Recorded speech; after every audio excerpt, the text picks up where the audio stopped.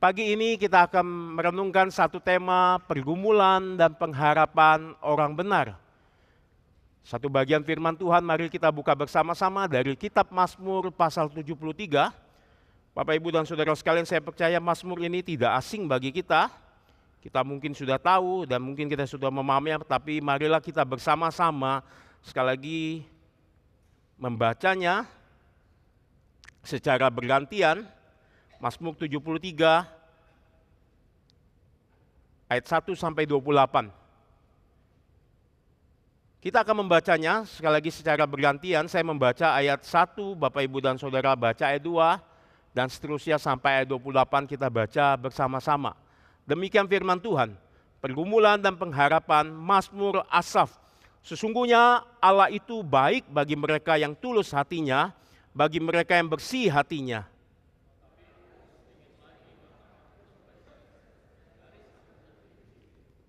Sebab aku cemburu kepada pembual-pembual kalau aku melihat kemujuran orang-orang fasik.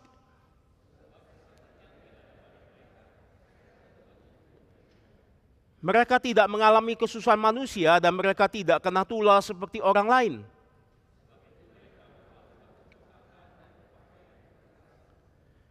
Karena kegemukan kesalahan mereka menyolok, hati mereka meluap-luap sangkaan.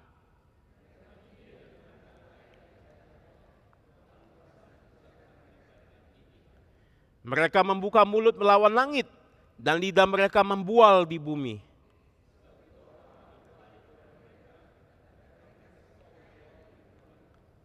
Dan mereka berkata, bagaimana Allah tahu hal ini? Adakah pengetahuan pada yang maha tinggi?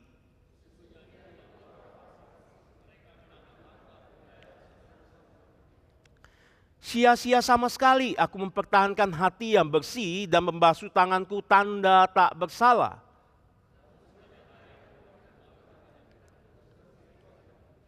Seandainya aku berkata, aku mau berkata-kata seperti ini, maka sesungguhnya aku telah berkhianat kepada angkatan anak-anakmu.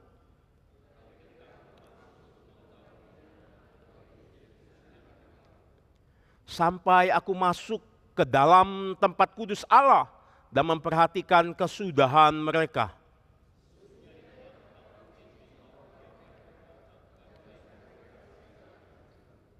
Betapa binasa mereka dalam sekejap mata, lenyap, habis oleh karena kedahsyatan.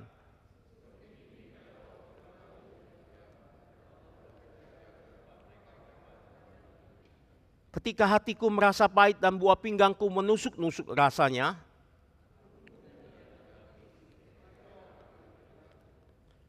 tapi aku dekat, tetap di dekatmu, engkau memegang tangan kananku.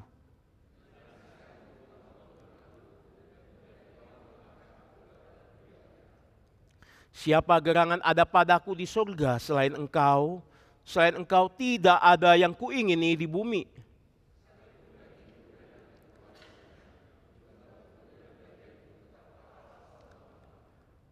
Sebab sesungguhnya siapa yang jauh daripadamu akan binasa. Kau binasakan semua orang yang berzina dengan meninggalkan engkau bersama-sama. Tetapi aku suka dekat pada Allah. Aku menaruh perlindunganku pada Tuhan Allah, supaya aku dapat menceritakan segala pekerjaannya. Sekali lagi kita bersama-sama tundukkan kepala, kita berdoa. Bapak, Ibu berdoa di samping kanan saudara, juga berdoa untuk saya. Saudara, mari kita bersama-sama berdoa menghadap Tuhan sekali lagi. Bapa di surga, kami berdoa di hadapan Tuhan. Kami ingin mendengarkan sabda Tuhan. Tuhan, firman-Mu menjadi satu hal yang penting dalam hidup kami, melebihi emas, melebihi perak, melebihi permata. Itu sebab ya Tuhan, biarlah di dalam keterbatasan hamba berbicara Tuhan yang berkata-kata melalui Allah Roh Kudus dalam setiap hati kami masing-masing. Biarlah Engkau yang dipermuliakan ya Tuhan. Berkati pemberitaan firman Tuhan pada pagi hari ini. Berkati orang-orang yang sedang bergumul, orang-orang yang lagi melihat apa yang Tuhan ingin kerjakan dalam hidup mereka, dalam penanti-nantian Tuhan akan apa yang Tuhan ingin mereka harus kerjakan. Biarlah Tuhan melalui memakai firman ini untuk mereka semakin dekat dengan Tuhan. Terima kasih ya Tuhan. Kami serahkan Tuhan memimpin pemberitaan firman Tuhan pagi ini ke dalam tangan-Mu saja. Kami mohon dan berdoa. Dalam nama Tuhan Yesus. Amin. Bapak Ibu, pagi ini seperti yang tema saya sudah disebutkan tadi, yaitu pergumulan dan pengharapan orang percaya. Dari Mazmur pembacaan pertama tadi kita melihat bahwa Mazmur ini ditulis oleh Asaf, Bapak Ibu. Itu sebab dikatakan Mazmur Asaf. Dan ini adalah pergumulannya, dan mungkin itu pergumulan kita juga hari ini. Saudara, kita perlu mengenal siapakah Asaf. Dia bukan orang sembarangan. Dia adalah kaum Lewi, dari suku Lewi, yaitu yang dikhususkan Tuhan, suku yang dikhususkan untuk melayani di hadapan tabut Tuhan, Bapak Ibu. Itu ditulis dalam 1 Tawarik pasal 16 ayat 4-5. Saudara, Asaf dengan kaumnya memimpin paduan suara. Di sana dia memuji, dia memasyurkan Tuhan, Allah Israel, dan menyanyikan syukur puji-pujian bagi nama Tuhan. Saudara, dalam 1 Tawarik 25 juga dikatakan ayat 1 dan 2, Asaf itu dikaruniakan Tuhan sebagai seorang nabi. Dia seorang pelihat, Bapak Ibu. Dia tahu apa yang Tuhan ingin harus nyatakan, dia perlu nyatakan kepada umat Tuhan. Dia perlu nyatakan. Itu sebab dia mengajar umat dengan mulutnya.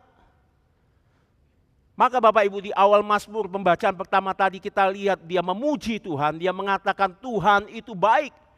Kalau dalam terjemahannya Bapak Ibu di pasal 73 ayat 1 dikatakan sebenar-benarnya sesungguhnya Allah itu baik bagi mereka yang tulus hatinya dan bersih hatinya. Saudara, namun juga ketika kita melihat ayat 13, Asaf itu mulai berbalik mengatakan sebuah kalimat yang mengejutkan kita. Kata yang sama di depannya Bapak Ibu dan Saudara sekalian yang Bapak Ibu tidak lihat hanya dalam bahasa Ibrani. Dikatakan sesungguhnya atau sebenar-benarnya sia-sia sama sekali aku mempertahankan hati yang bersih. Tadi dia menjaga hati yang tulus, tapi hari ini dia mengatakan, tadi di ayat 13 dia mengatakan aku sia-sia mempertahankan hati yang bersih dan membasuh tanganku tanda tak bersalah. Saudara, Asaf bilang selama ini Tuhan aku menjaga hati dan tangan yang bersih, bahkan aku rajin melayani secara lahiriah dan batin di hadapan engkau dan manusia. Aku menjaga kesucian hidup, aku tidak kompromi dengan dosa. Namun Bapak Ibu, sekarang dia mengatakan bahwa hidup seperti ini adalah sebuah kesia-siaan. Artinya Bapak Ibu, percuma. Tidak menghasilkan yang baik di dalam kehidupanku. Saudara, Asaf yang kita lihat memberikan puji-pujian dari mulutnya kepada Tuhan, memimpin jemaat, mengatakan Tuhan itu baik bagi kita yang bersih hatinya, kini mengatakan itu sia-sia. Sia-sia menjaga hati yang bersih. Saudara, bagaimana mungkin seorang pelayan Tuhan yang begitu saleh, begitu dekat dengan tabut perjanjian, yang tidak sembarang orang bisa masuk, Bapak Ibu, bisa berkata demikian? Ada dua hal Bapak Ibu yang kita lihat Bapak Ibu. Kita akan melihat di dalam pergumulannya ada dua hal. Nanti kita lihat harapan Asaf ada tiga hal. Mari kita melihat Bapak Ibu apa yang menjadi pergumulan Asaf sehingga dia mengatakan hal ini. Saudara, Asaf bergumul karena melihat ketidakadilan hidup. Itu sebab di ayat 3 dia mengaku aku cemburu kepada pembual-pembual dan orang fasik yang jahat itu. Saudara, ada kehidupan yang kontras yang Asaf bandingkan dengan dirinya. Dengan kehidupan orang fasik. Saudara, di dalam pelayanan yang begitu tekun, ia mulai juga mengamati orang-orang fasik. Dia mengatakan orang fasik itu tidak peduli Tuhan, dia juga tidak perlu beribadah kepada Tuhan. Dia bahkan dengan congkaknya melawan Tuhan dan menghina Tuhan. Tapi aku lihat apa yang mereka peroleh dari semua perbuatan mereka. Asaf mengatakan begini di ayat 3, aku melihat orang-orang fasik itu mengalami kemakmuran. Saudara, dalam bahasa aslinya shalom. Justru mereka menikmati kedamaian. Mereka sehat tubuh, mereka sehat tubuh, mereka gemuk Bapak Ibu. Saudara, gemuk itu bukan berarti saudara mereka dalam bahasa sekarang kita gemuk itu berarti obesitas saudara. Itu artinya dalam satu terjemahan asli menunjukkan bahwa mereka berlimpah makanan. Mereka kaya. Mereka bahkan mempengaruhi banyak orang dan banyak pengikut. Dan dikatakan Asaf mereka tidak mengalami kesusahan manusia. Dan mereka tidak kena tulah seperti orang lain. Bahkan Bapak Ibu dan Saudara sekalian matinya pun Asaf perhatikan Bapak Ibu. Seperti layaknya orang normal, baik saja. Dan bukan hanya itu, harta mereka berlimpah, semakin bertambah dan mereka senang selamanya. Sebaliknya Asaf bilang, aku yang selama ini menjaga hati dan tangan yang bersih dilihat semua orang, giat melayani justru sepanjang hari. Aku dipukul dan ditegur Tuhan. Saudara, Asaf di dalam kebingungannya sedang melihat, Bapak Ibu Saudara sekalian, enak ya orang fasik, seperti berada di jalan tanah, dataran yang nyaman dan tanpa aman. Sedangkan aku justru berada di jalan yang licin, yang sangat berbahaya. Itu sebab dikatakan ayat 10, orang bondong-bondong mulai menyembah kesuksesan mereka. Karena lewat kehidupan orang fasik itu, Asaf melihat apa gunanya hidup kudus, apa gunanya menjaga hati bersih. Dia bertanya Bapak Ibu. Saudara, ini ibarat kita hari ini kita melihat, misalnya suatu saat kita lagi, anak-anak lagi kuliah atau anak-anak sekolah ujian melihat, terang-terangan melihat temannya menyontek dalam ujian, lalu mengerjakan tugas Bapak Ibu juga mereka dengan cara yang tidak fair. Guru bilang jangan pakai AI, mereka lalu beli AI yang bagus, lalu mereka tinggal menyalin Bapak Ibu. Sedangkan mereka harus baca buku, mempersiapkan cari bahan semuanya.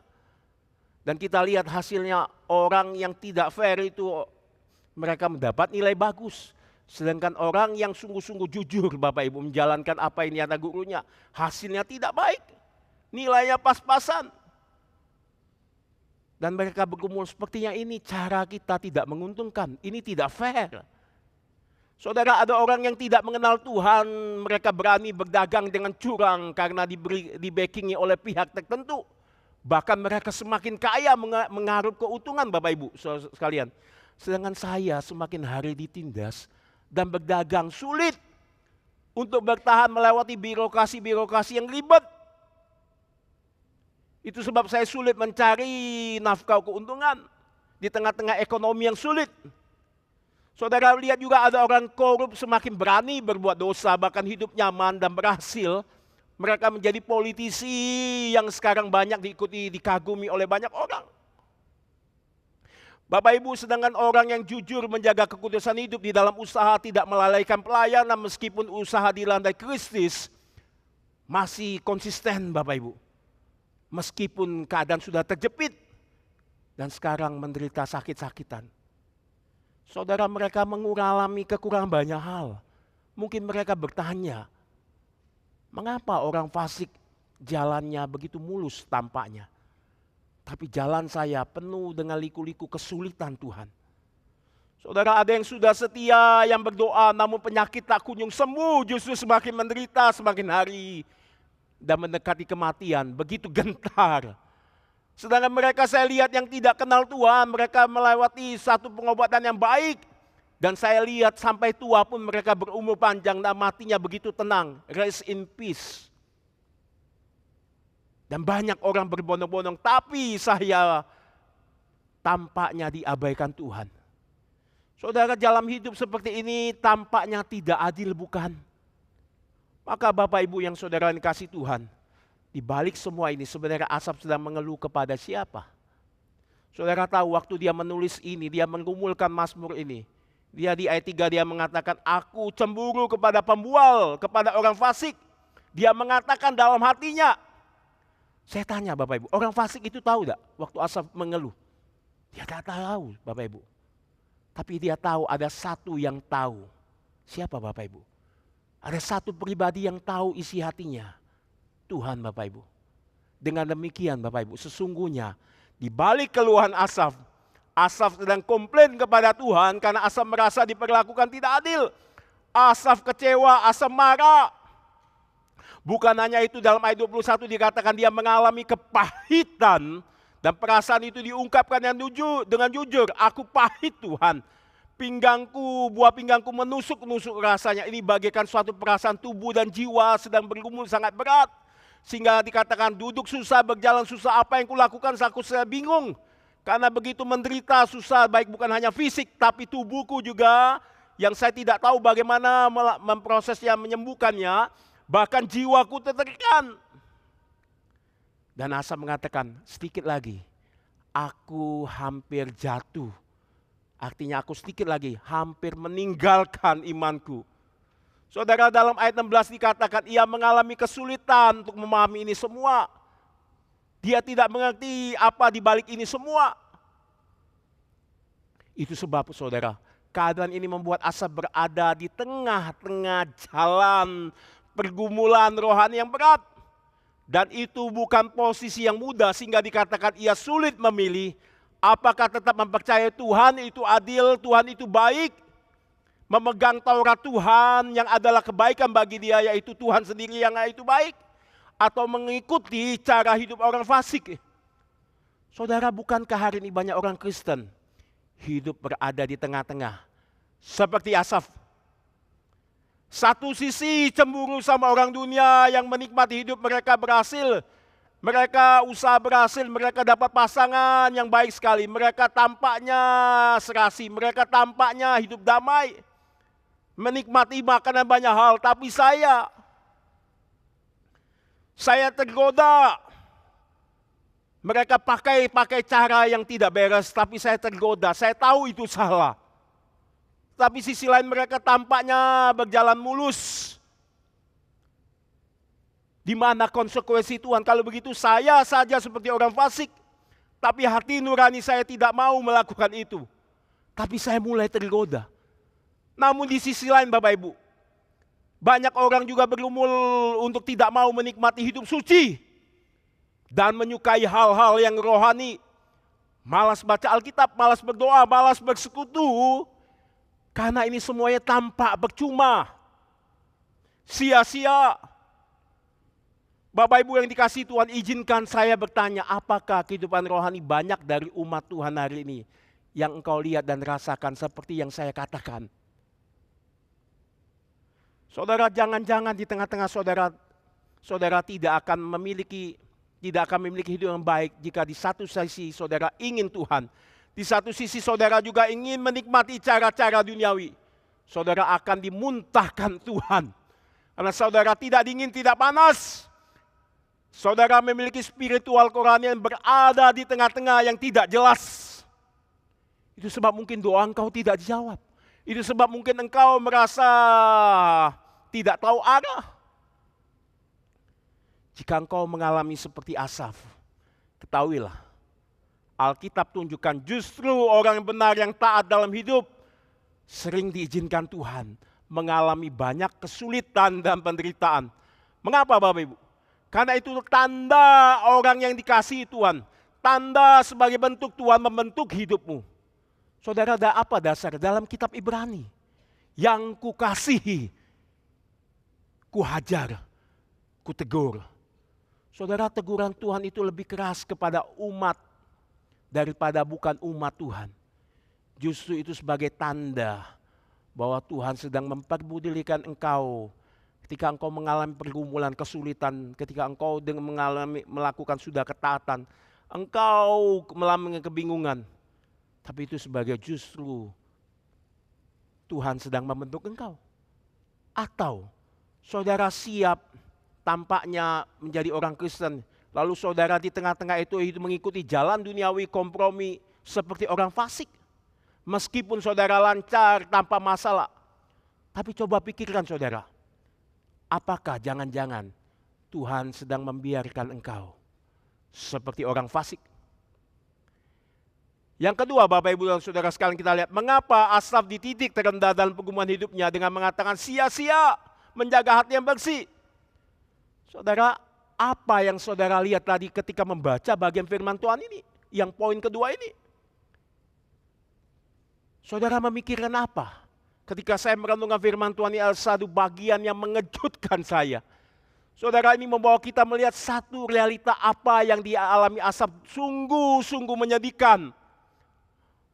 Bukan karena dia menderita kesakitan, bukan karena dia dipukul oleh Tuhan, bukan karena dia mengalami setiap hari pergumulan yang berat.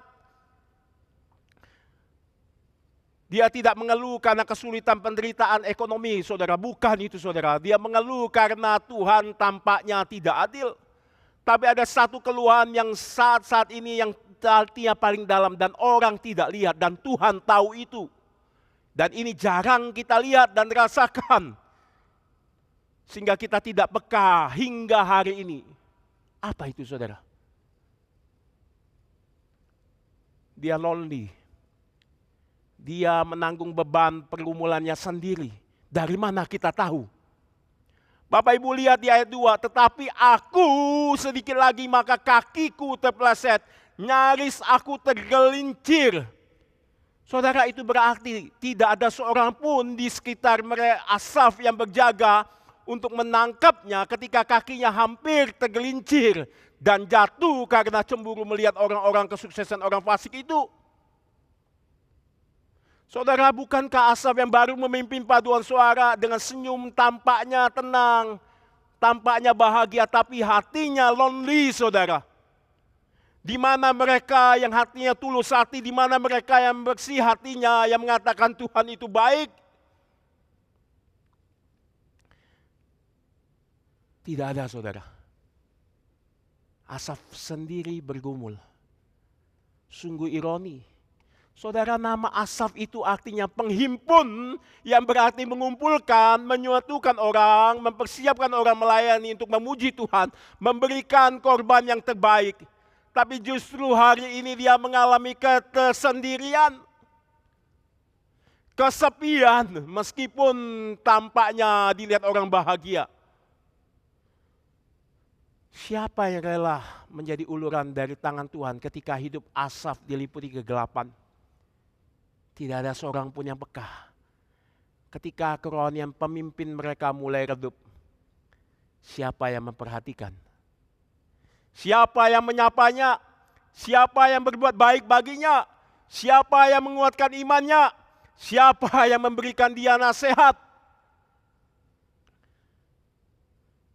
Saudara, ketika saya pertama kali masuk kuliah di STT tahun 2019, biasa kita kumpul dari orang-orang belakang daerah, ada yang dari Kalimantan, ada yang belakang dari Sumatera, kumpul saudara, berbagai suku saudara.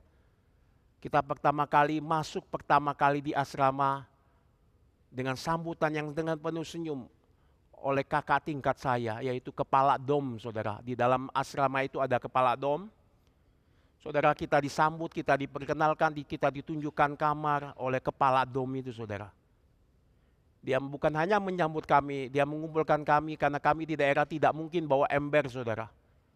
Tidak mungkin bawa bantal untuk kami tidur karena masing-masing harus beli sendiri.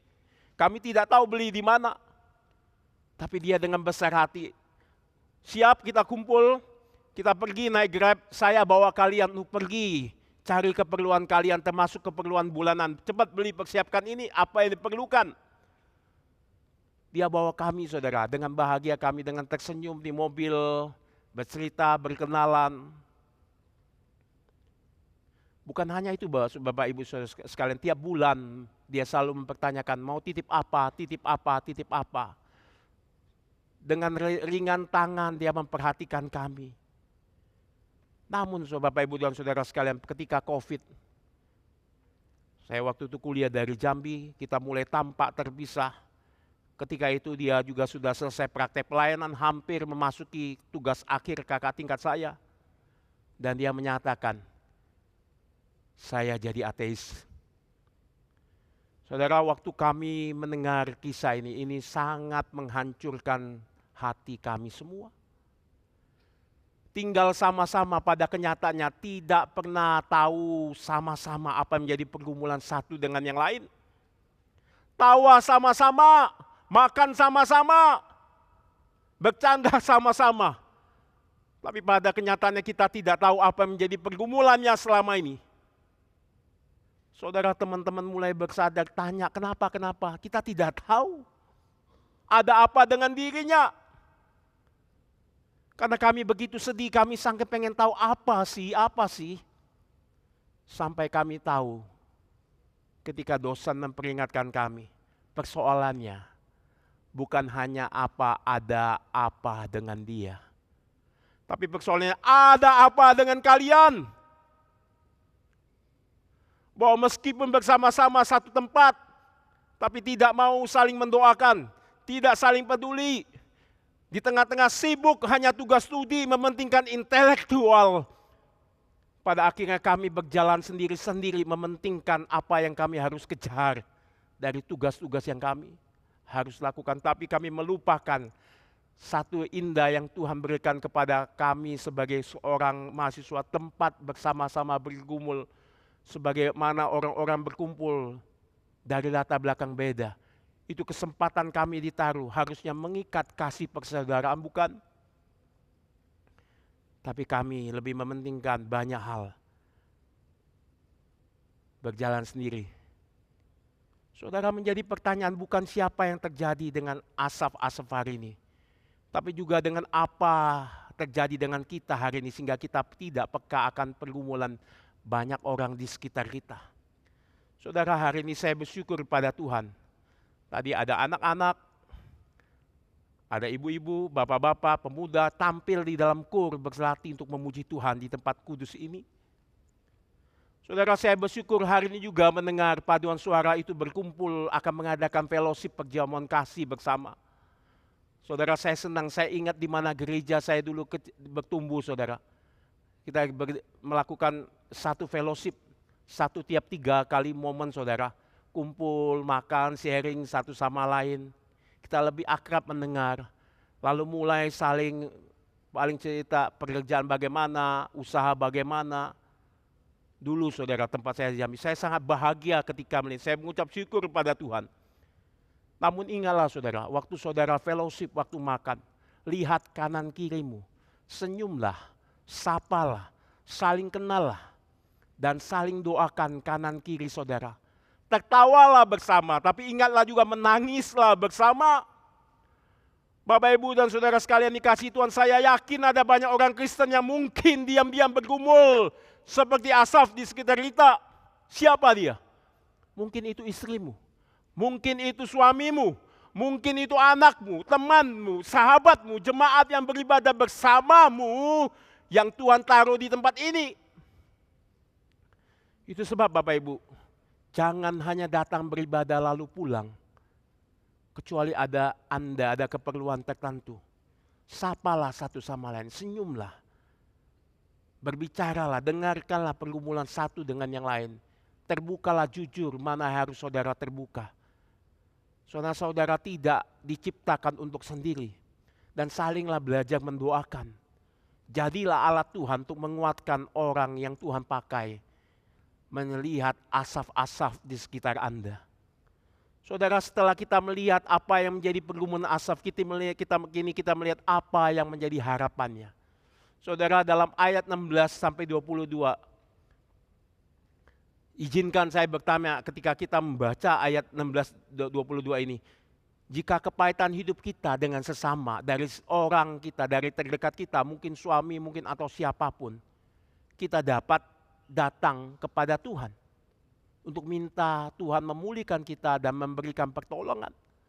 Tapi Bapak, Ibu, dan saudara sekalian, jika seorang marah, kecewa, dan pahit kepada Tuhan, maka kepada siapa dia berdoa?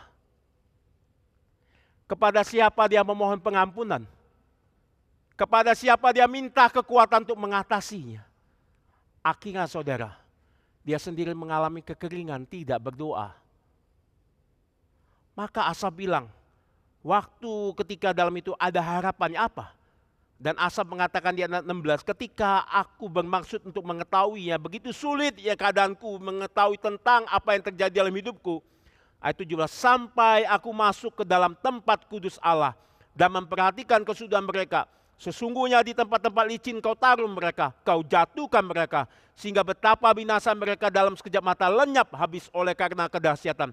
Seperti pemimpin pada waktu terbangun ya Tuhan, pada waktu terjaga, lupa mereka kau pandang hina.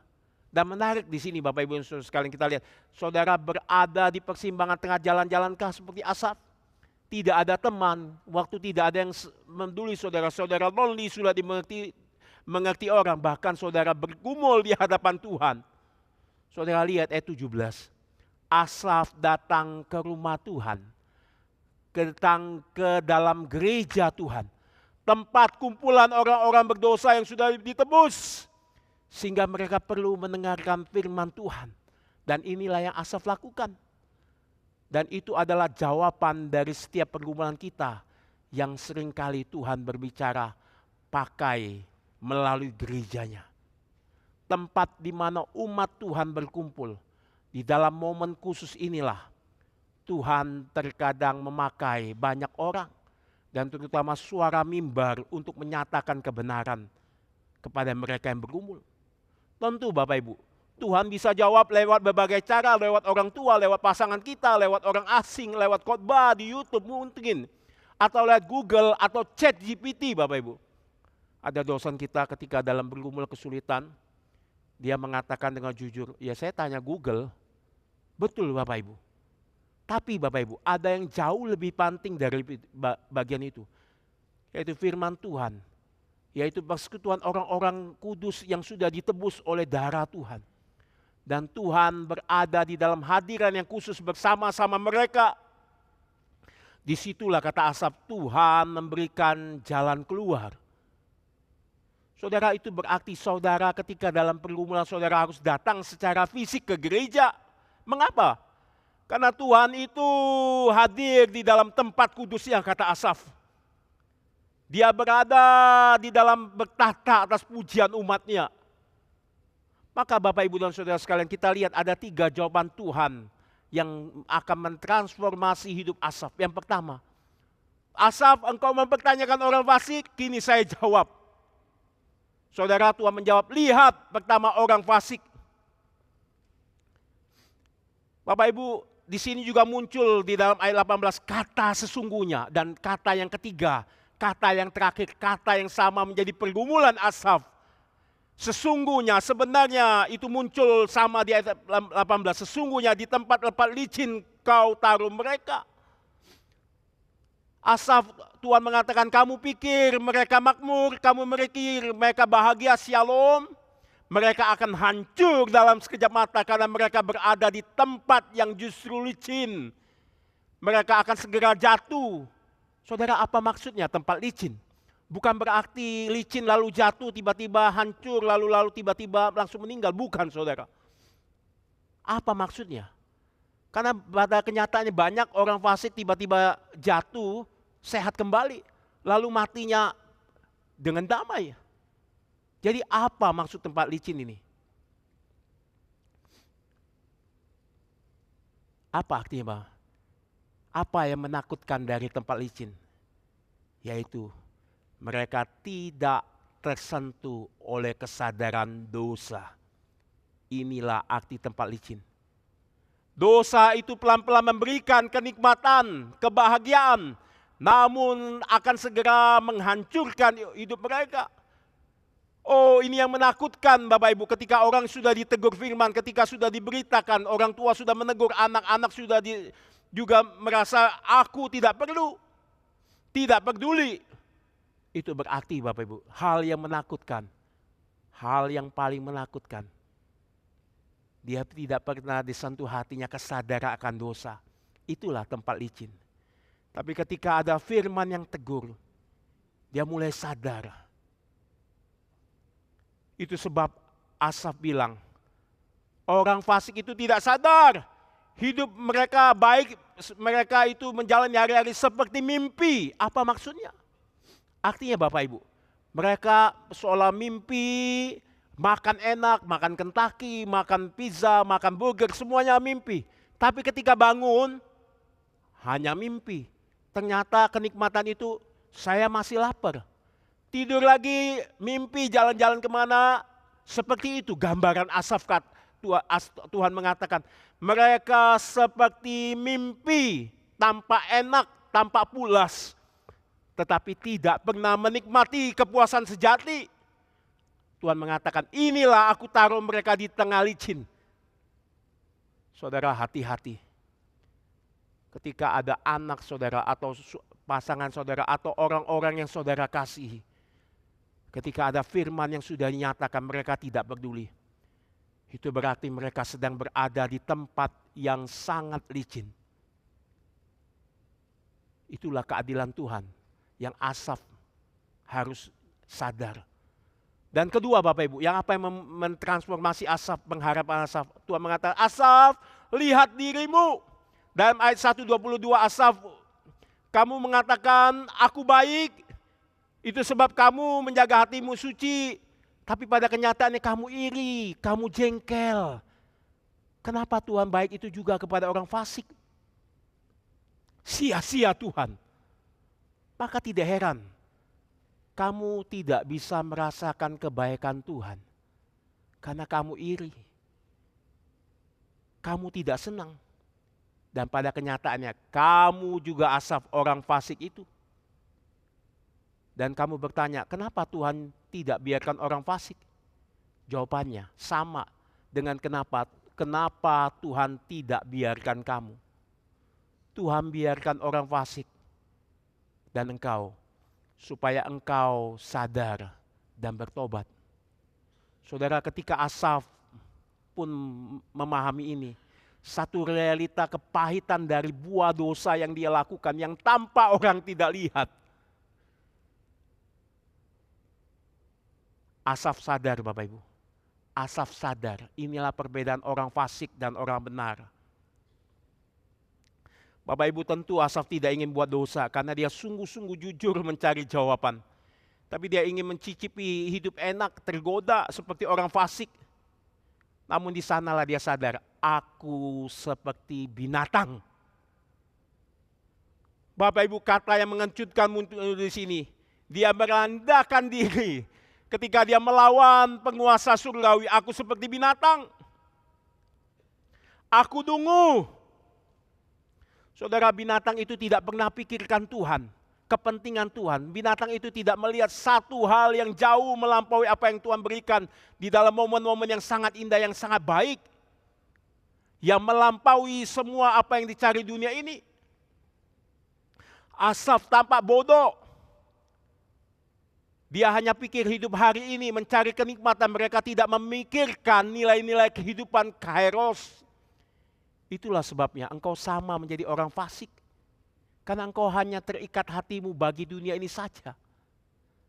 Saudara, sebelumnya Asaf yang sibuk menilai orang fasik, sekarang ia berkata, aku bukan hanya seperti binatang.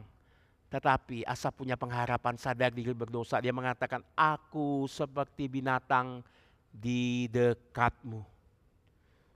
Saudara, bukankah ini kalimat anugerah pertobatan yang indah?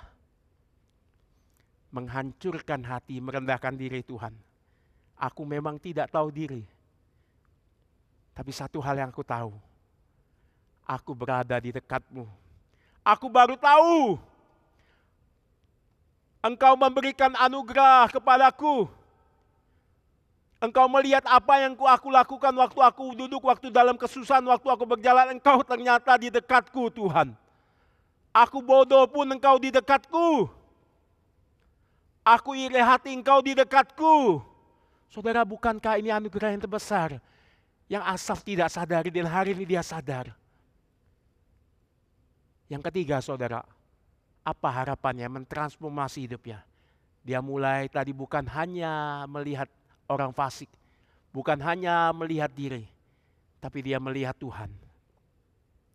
Saudara, inilah yang membuat perubahan terbesar dalam hidupnya ketika berjumpa dengan Tuhan, ketika ia bertobat. Di dalamnya dikatakan Asaf terharu. Selama ini saya pikir harta yang terbesar dalam hidup saya seperti orang fasik miliki. Ternyata ada yang lebih besar dari itu, yang tidak disengat oleh karat. Tapi itu harta yang bertahan baik di bumi maupun di surga. Yaitu Tuhan selalu bersama saya. Oh, ternyata di ayat 23 dia bukan hanya bersama saya, dia memegang tangan saya.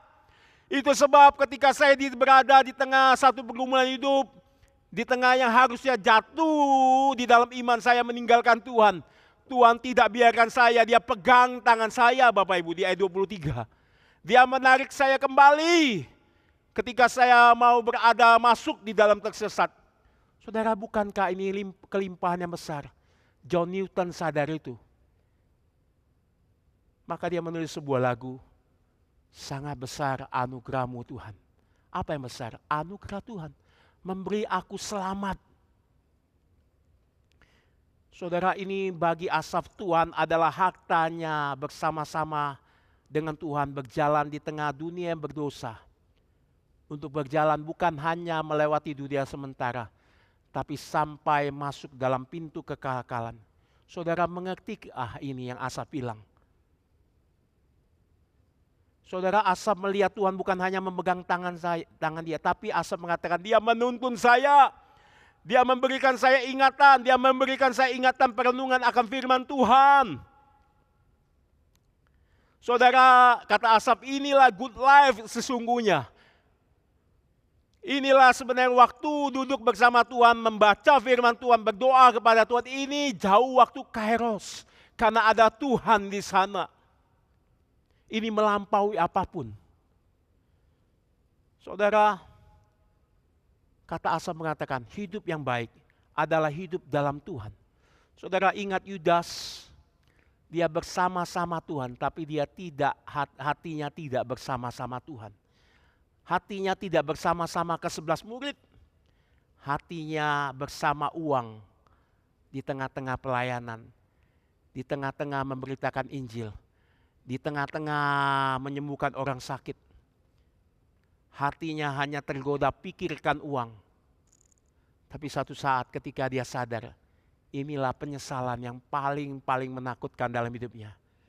Karena dia pernah menjual Yesus, satu sumber kehidupan.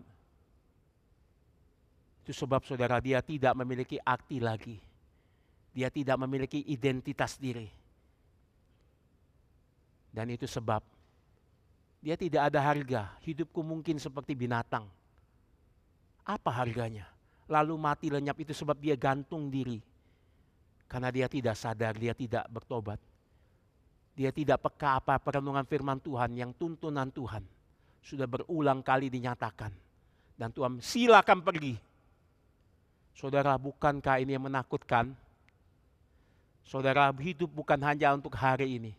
Saudara, hidup untuk hari ini untuk mengerjakan satu nilai yang tidak dimakan oleh waktu. Yang melampaui zaman, yang melampaui satu hidup saudara. Dan hasilnya itu akan ada, yaitu nilai kekekalan. Saudara, Asaf bukan hanya sadar Tuhan memegang tangan dia, dekat dia. Tuhan menuntun dia, tapi Tuhan juga sadar di dalam satu mentransformasi dia. Asaf membawa satu kesadaran. Oh betul, kalau begitu apa yang aku miliki itu tidak ada arti. Apa yang kuingini itu semuanya tampak yang akan aku pegang, pengen aku pegang itu nanti signa. Tapi ada yang tidak signa, yaitu Tuhan. Hatiku hanya ingin memiliki Engkau, baik di surga maupun di bumi. Bapak Ibu, Asaf sampai mengatakan, kalau kesehatanku Tuhan ambil. Kalau uang Tuhan ambil. Kalau harta saya tiba-tiba dalam sekejap seperti Ayub Tuhan ambil. Kalau apapun daging saya dipakai untuk kemuliaan Tuhan, Tuhan ambil. Bahkan orang-orang yang saya kasih Tuhan ambil. Tapi tidak boleh Tuhan jangan ambil, jangan sampai Tuhan ambil, yaitu diri Tuhan sendiri.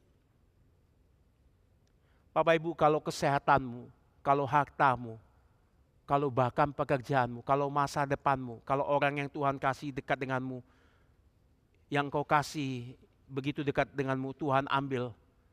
Apakah engkau masih mengatakan, Tuhan tetap bagianku. Selain engkau tidak ada yang kuingini di bumi dan di surga. Itu sebab Bapak Ibu kita lihat ada satu yang menarik dari transformasi Asaf. Saudara, seorang teolog bernama Bernard dari Clairvaux mengatakan begini saudara. Ada tingkat pertumbuhan 4 rohani yang Asaf sudah lalui. Dan dia mengatakan, satu pertumbuhan rohani ketika mengikuti Tuhan, dia mulai mengasihi diri sendiri demi diri sendiri. Namun ketika dia semakin mengenal Tuhan, dia masuk tahap 2. Dia mengasihi Tuhan demi dirinya sendiri dan mengharapkan apa yang bisa Tuhan lakukan dan berikan kepada kita. Kemudian dia lihat Tuhan melakukan, Tuhan memberikan banyak hal kepada kita dan dia sadar. Dia masuk tahap 3, dia mengasihi Tuhan. Yang adalah harta lebih berharga. Dia mengasihi Tuhan demi Tuhan itu sendiri. tanpa mementingkan diri sendiri. Sehingga itulah kata Asaf, meskipun daging dan hatiku habis lenyap, hanya satu yang kuingini, Allah selama-lamanya berada di dekatku. Yang keempat, yang paling penting, yang mentransformasi Asaf, ketika dia lihat bagaimana kasih Tuhan menghancurkan keegoisan dia, menghancurkan segala keinginan dia akan berkat Tuhan, melebihi Tuhan. Yang keempat, Asaf mulai masuk mengasihi diri kita sendiri dan orang lain demi Tuhan. Karena kasih Tuhan itulah sudah mentransformasi hidupnya.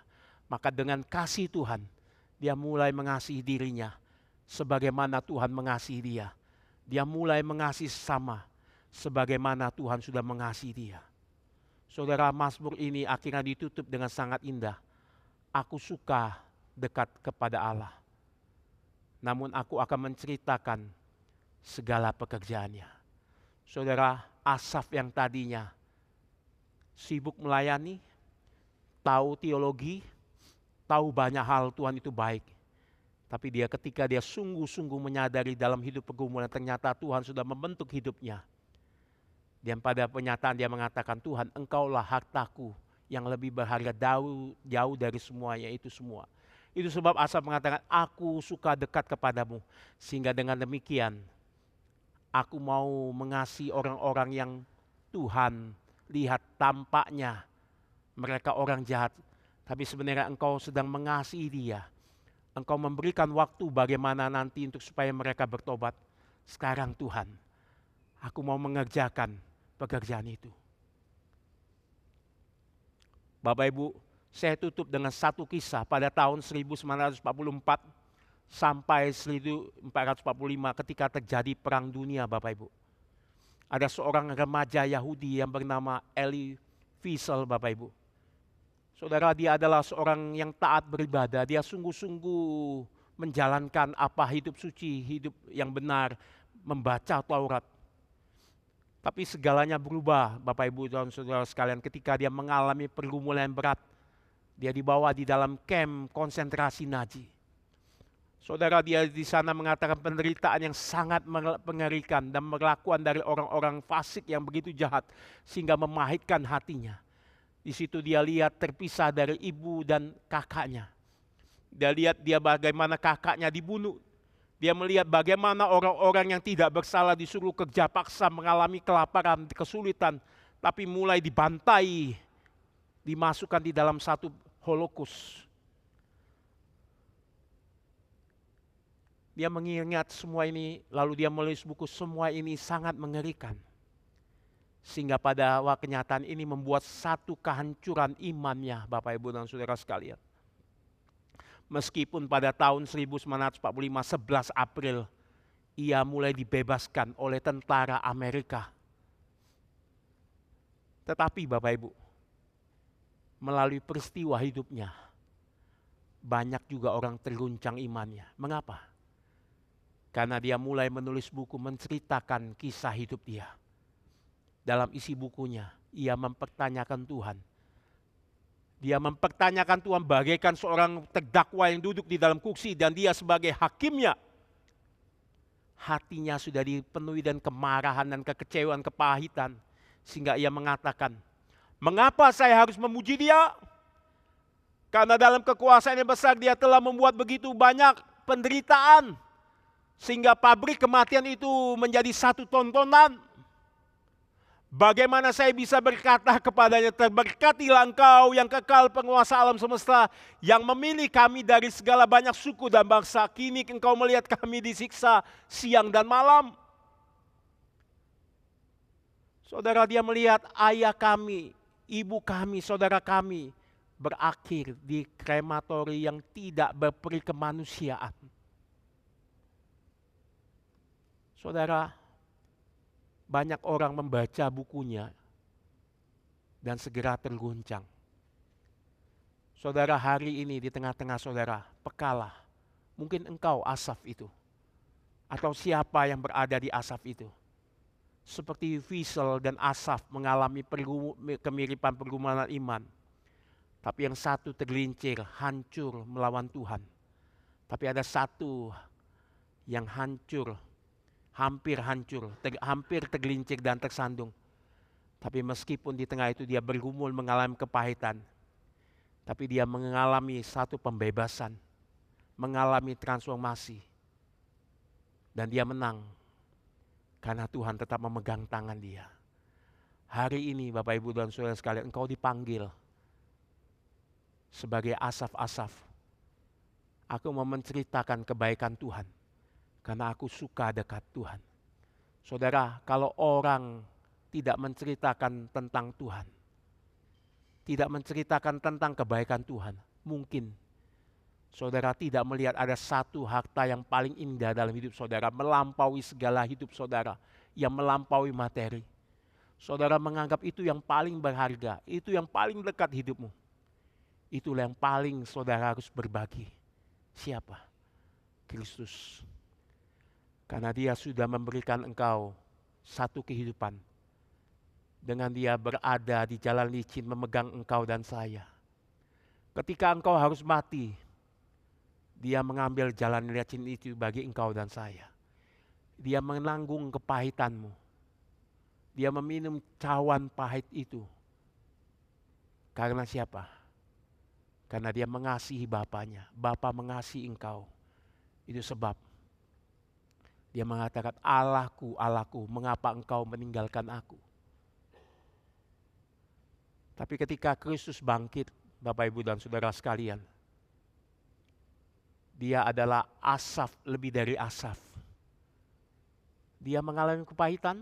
Tidak. Dia justru mengalami kemenangan hidup. Dia cari orang-orang yang berkhianat kepada dia satu persatu. Dia datangi.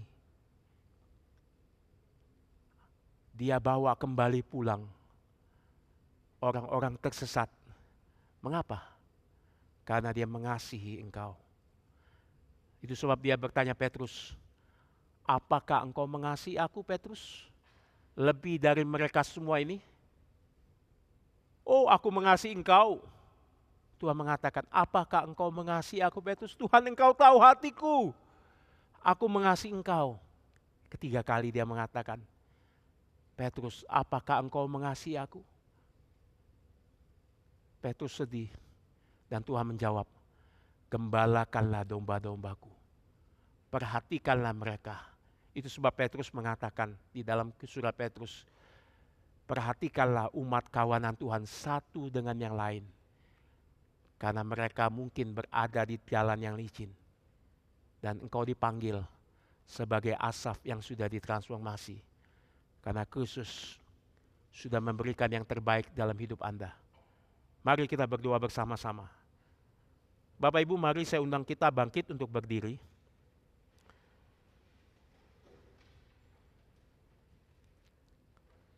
Bolehkah saya minta waktu Bapak Ibu dan Saudara sekalian 1 menit? Saudara, menjadi pertanyaan hari ini. Apakah engkau mengalami pergumulan seperti Asaf? Apakah engkau merasa di dalam hidup seperti jalan buntu? Tapi lihatlah hari ini melalui kisah Asaf. Tuhan tidak pernah meninggalkan engkau. Dia berada di dekat engkau. Dia bahkan memegang tanganmu. Dan dia bahkan menuntun engkau. Dan dia bahkan menggendong engkau sebagai bapa menggendong anaknya. Sehingga engkau tidak berjalan terjatuh dan tergeletak. Tapi hari ini juga ketika engkau sudah mengalami satu peristiwa transformasi, meskipun di tengah banyak masalah belum engkau dapat atasi. Tapi satu hal yang kau tidak boleh lupa, bahwa Tuhan itu jauh lebih berharga dari semuanya. Dia berada di dekatmu. Itulah kekuatanmu, itulah yang membangun engkau. Sehingga engkau mengatakan, aku suka dekat pada Allah. Dan engkau menceritakan kepada Asaf-Asaf yang mengalami kepahitan, kekecewaan dan kemarahan kepada Tuhan.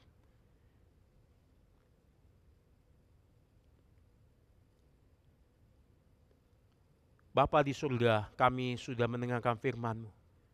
Kiranya Roh-Mu yang kudus itu berbicara kepada setiap hati kami di tempat ini.